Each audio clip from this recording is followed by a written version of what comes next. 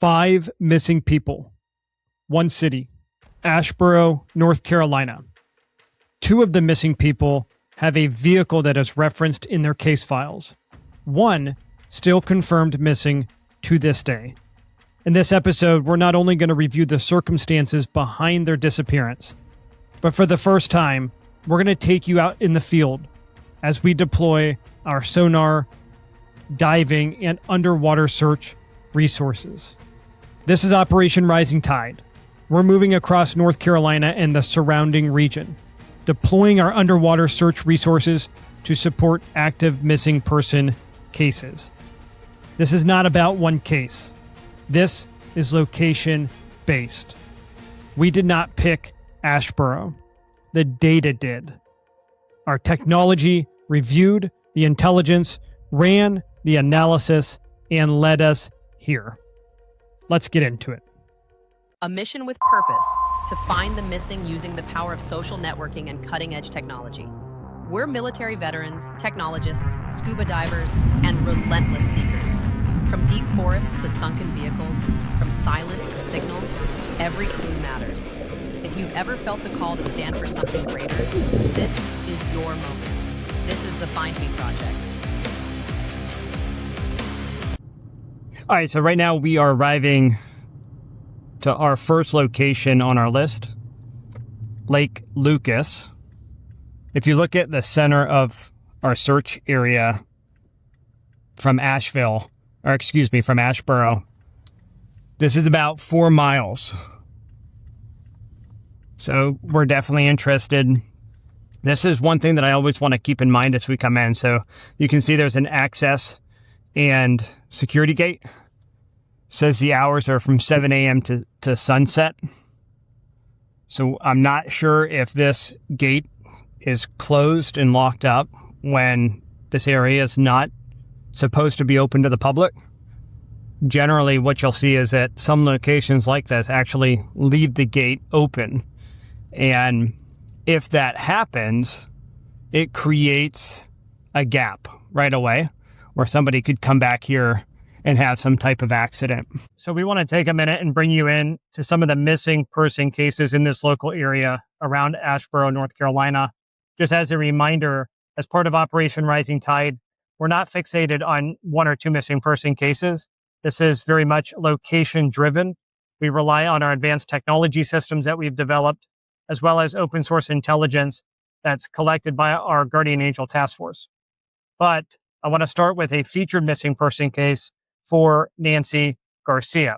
Now, Nancy's name may sound familiar, and that's because we featured her case early on with the Find Me podcast. We'll be sure to put the link to that episode in the show notes. But Nancy was last seen on May 19th, 2018. She was 28 years old at the time. She is now 36. Now, on May 19th, Nancy attended a birthday party with her newborn baby. People at that birthday party communicated that everything seemed fine.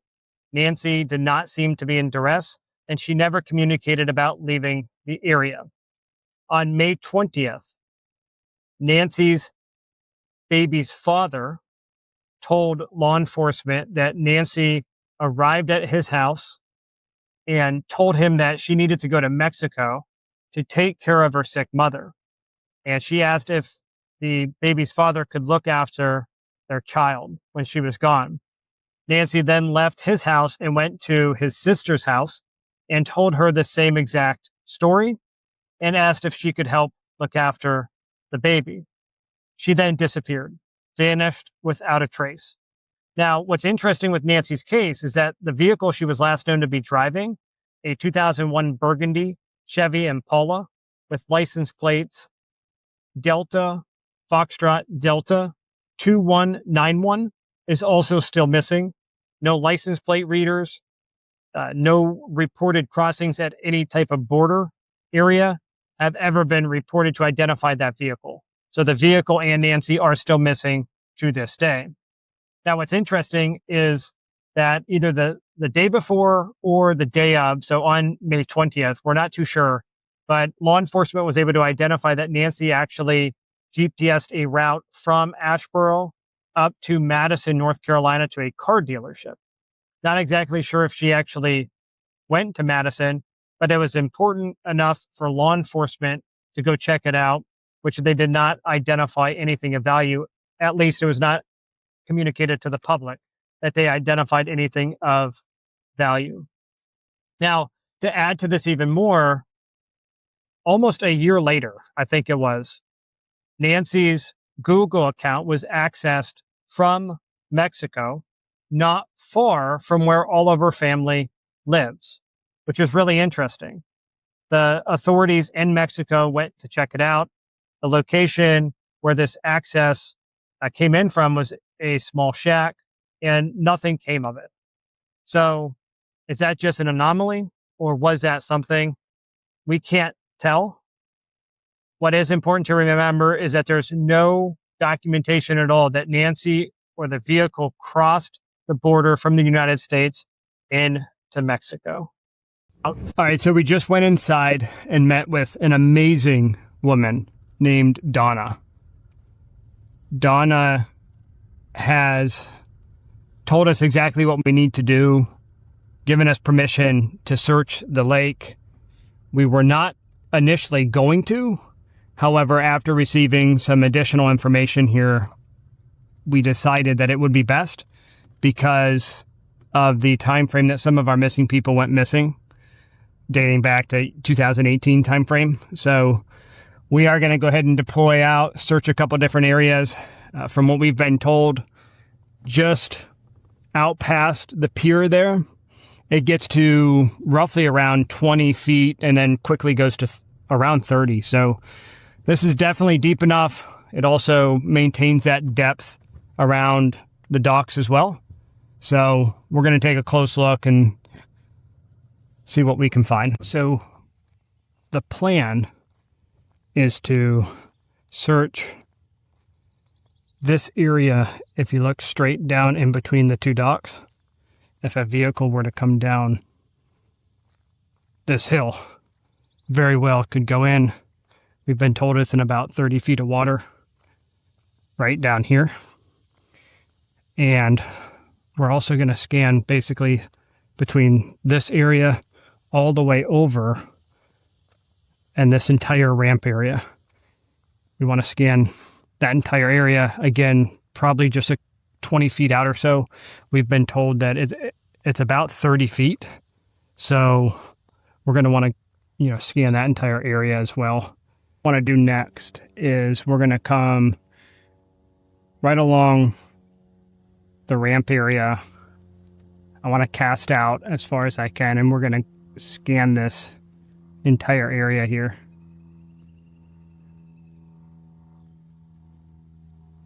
Right now we are in 23 feet of water.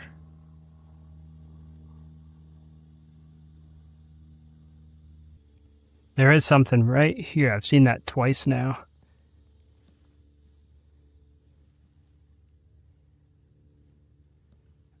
I don't think that could be anything of value. All right, so right now we are in about 33 feet of water. We did see one object in the water, but I don't think it's a vehicle. I don't think it could be anything related to any of the missing person cases that have our attention. We're going to go over it again here in just a minute. But right now, this entire boat ramp and lake access, you'll see here in a minute, we're fairly far out right now. The bottom is really clear. So how did we get to Asheboro, North Carolina? Remember, it's not just one missing person case that we're focused on. We actually got here by using our advanced technology and software that we developed. To understand, I want to actually show you this. What you're looking at here is the user interface for software that we developed called Convergence. And Convergence allows us to bring in multiple sources, multiple streams of missing person data from all over the place, as well as missing person data with vehicles and unidentified human remain records. So right now we are only focused in on North Carolina. You can actually see up here in the top right-hand corner, we have a total of 668 missing persons and 157 unidentified persons. The vehicle count of 957, that is an anomaly because we are not filtering that just for North Carolina only. That's actually all of the United States. So we'll want to ignore that for right now. But if we turn on the heat map overlay, we're going to actually see different areas that we're going to want to really focus in on. And these heat map locations is exactly what the system does intelligently on the back end, where it's able to use AI and machine learning to go through and identify anomalies. And then once it identifies those anomalies, it allows us to zoom in and focus in on that specific location. So just so you can see this, if I turn on missing with vehicles, you'll actually see here that we have a red dot here specific to North Carolina.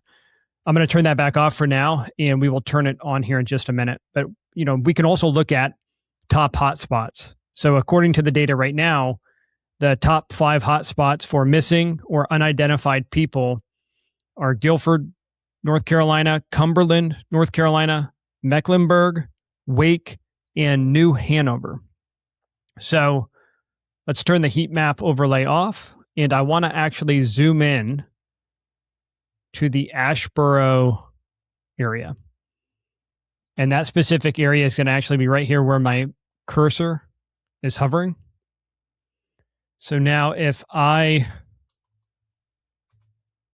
turn the missing with vehicles toggle back on, we can see that we actually have 2 circles that have come back into play here. So this is how we got to Asheboro. As you can see, we have a few different missing person cases, 2 of which there is a vehicle involved. And then down here in the bottom left, we actually have an unidentified record where a body was found back on May 28th of 1997. This was a female between the age of 30 and 49. If we zoom in, these missing person records will be the records that we're going to feature as part of this episode, right? So right here, we're actually looking at the record for Nancy Garcia. Now, there's a lot of other bells and whistles. As you can see, we have a few different tabs for trends and analytics, cross-reference engine, AI analyst. All of that really allows us to be able to identify what we call AZs or anomaly zones using the heat map and other functionality. Once the system identifies the location like it did with Asheboro, it then goes to work to identify bodies of water that we should search. And the system actually calls those HAZs, which stands for Hydro Anomaly Zones. I know everybody loves these acronyms just as much as I do. But the HAZs, once we have those records, we then can use the API functionality to transfer that data into our search map user interface. Now what we're looking at is CalTopo. We use this to visualize the water search areas, or even if we have land search areas. We also use it for search and rescue and search and recovery incident management. For example, if we're out in the field helping with a volunteer search and rescue or search and recovery process, we will use CalTopo extensively. It's a great platform. You're going to see some of the features in today's episode and future episodes. You'll see a lot of organizations like ours using this, and it's just great overall. The area that we're currently zoomed into is Lucas Lake. So you can see we have a green dot and a green line. The green line is actually the area that we took our dive and sonar raft out with and searched. Out here by the docks, and even all the way out here to where my cursor is, the depth was roughly around 30 to 25 feet. So we've been able to clear this area, and that's why we've turned it green. Now, as I zoom out, you're going to see a lot of other colored dots. and I want to explain what those are. So as we zoom out, you can see that we have a search radius that looks like a bullseye. This is actually broken down into 1 mile increments. That is just really the center of our search area that we were focused on within Asheboro. That is the exact location that our convergence software had identified. Now you'll see green, orange, and red circles. Green means that we have physically searched that area and cleared it to the best of our ability. And that means searching it with our sonar raft, or the water was too shallow and we have been able to clear it, that there's no way a vehicle or a person or some other type of artifact related to a missing person could exist there.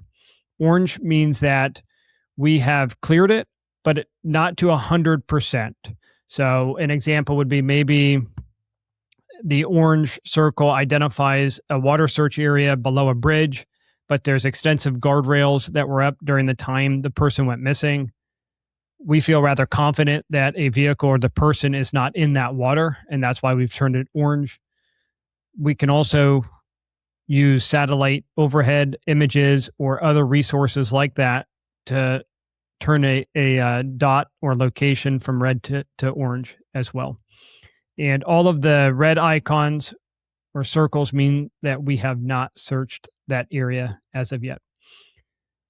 But as you just saw with the sonar search video, we were over here where the green icon, green circle is located.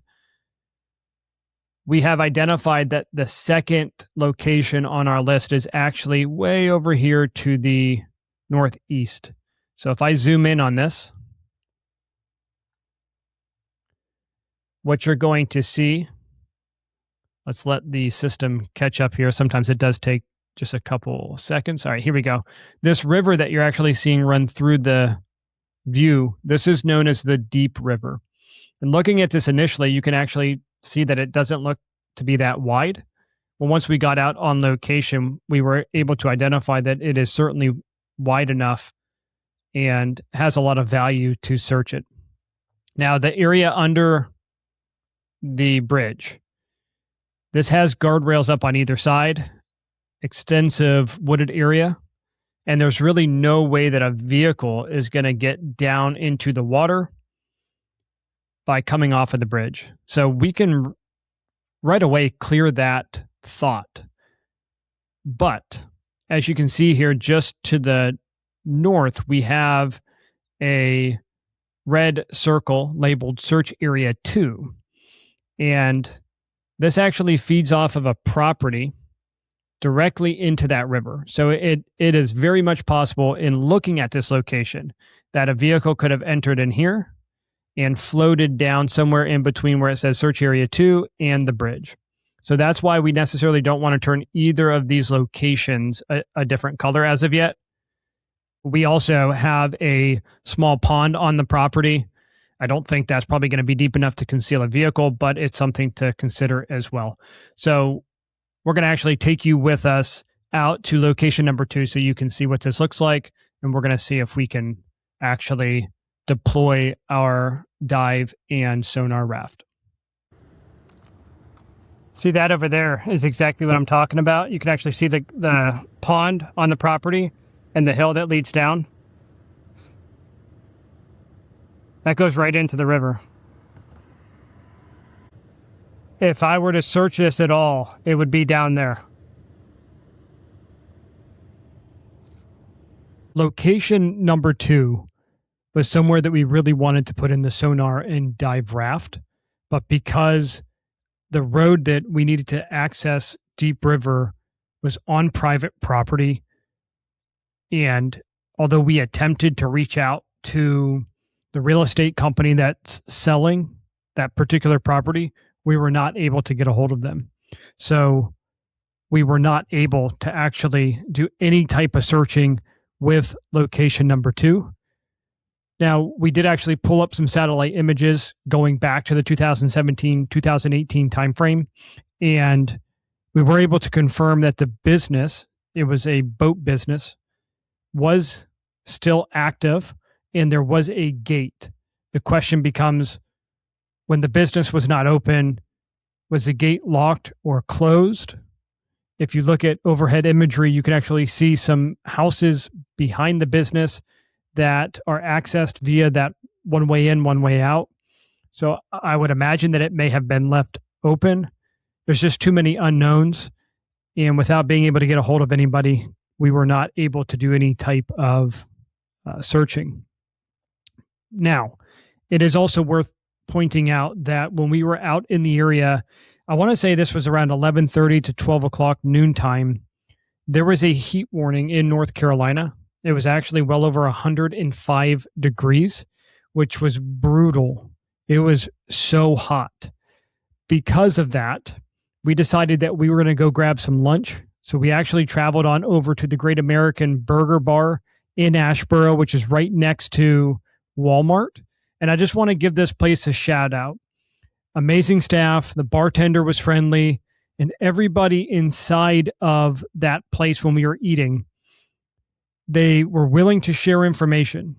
They were curious to know why we were in Asheboro, and the information that they shared with us was invaluable. So, Great American Burger Bar, if you're in Asheboro, be sure to check it out, and thank you for being kind to us.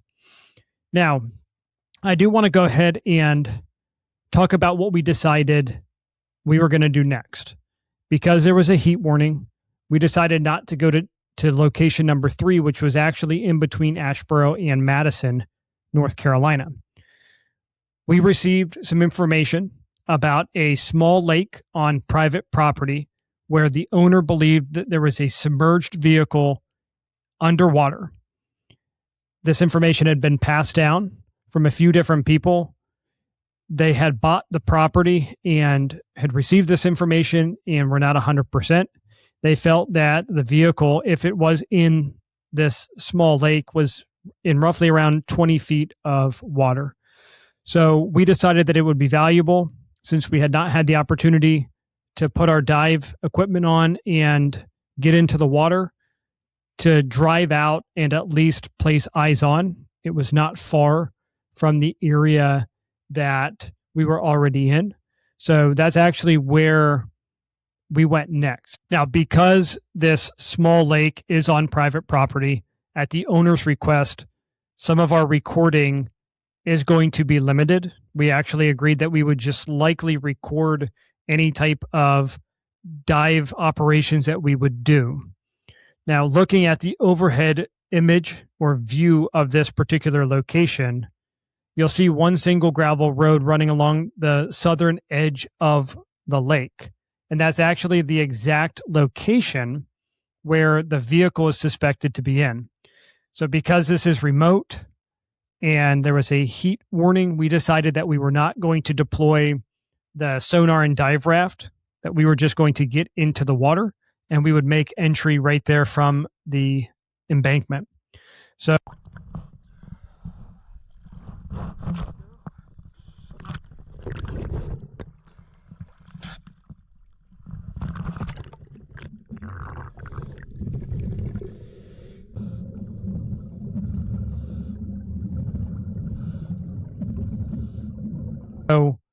when we got in the water and made our way out and started our descent, the depth was anywhere between 7 and 10 feet and visibility averaged 5 to 10 feet at most.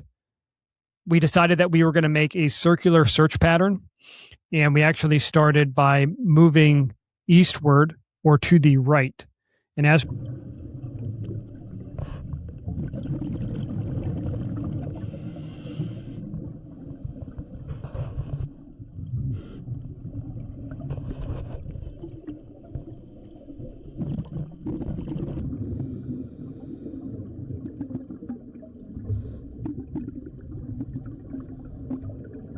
we completed that first loop, we decided to condense the circle or shrink it, and we started on a second loop. As we, I want to say we were probably about 12 to 14 minutes into that second loop. The depth had gotten down to about 30 feet, and all of a sudden I had looked up and I was face to face with a vehicle. So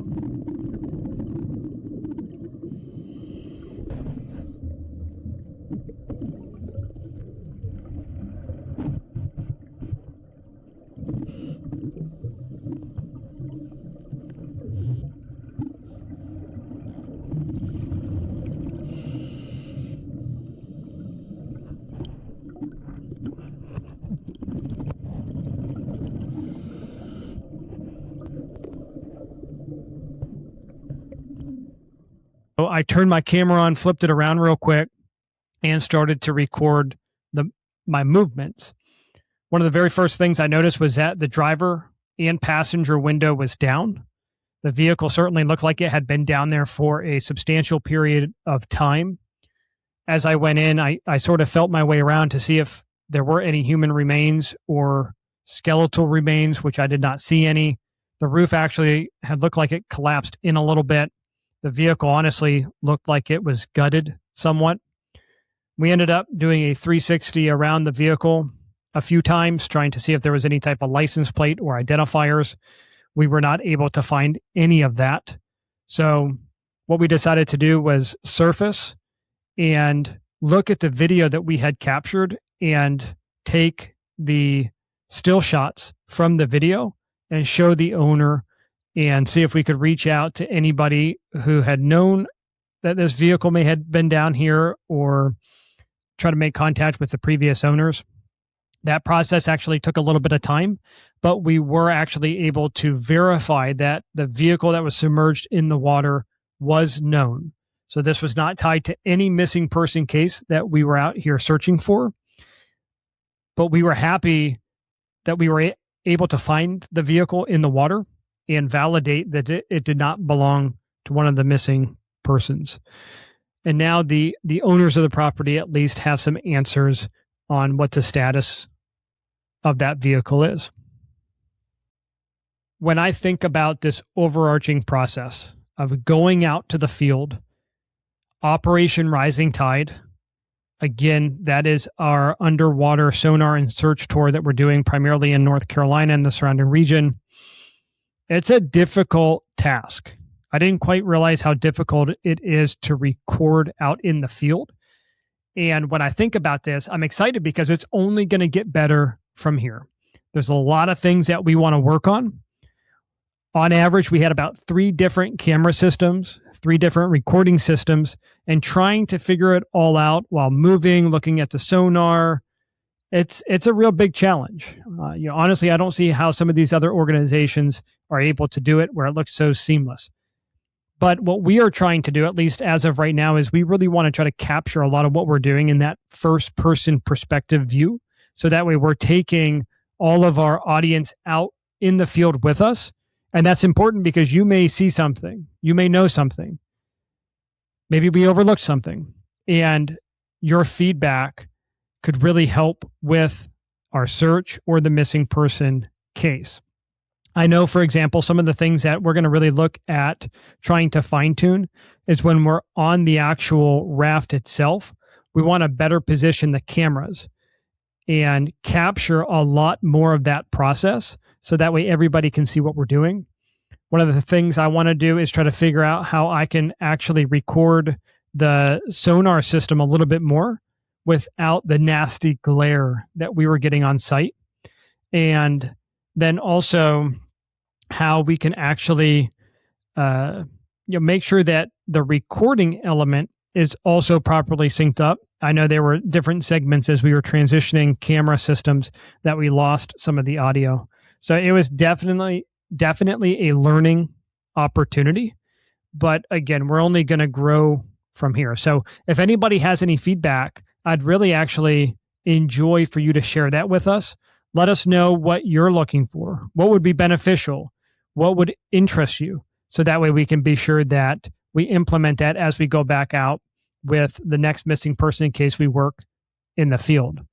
Now, if I could ask everybody to do me the world's biggest favor, wherever you're listening or watching to this episode, that could be on Spotify, Apple Podcasts, YouTube, on our website, wherever it is, will you please do me a favor and leave us a review?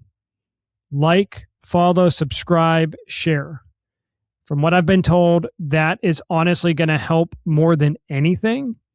And that's important to me because it's going to allow us to be successful with our mission and purpose, which is to help find missing people using advanced technology, social networking, and the skill set of elite professionals. I want to thank you for tuning in to the Find Me podcast, and I'll catch you on the next one.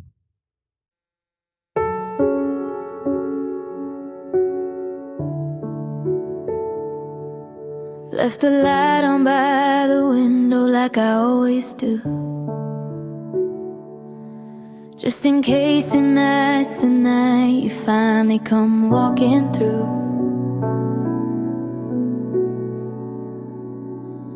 Ooh.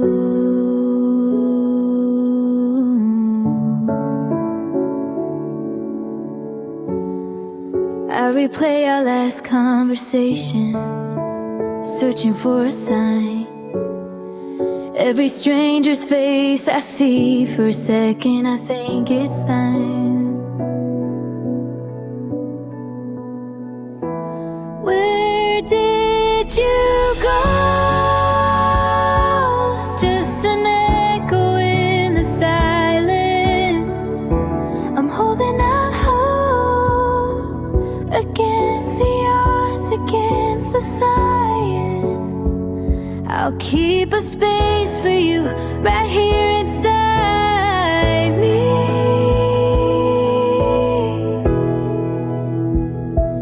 Ooh.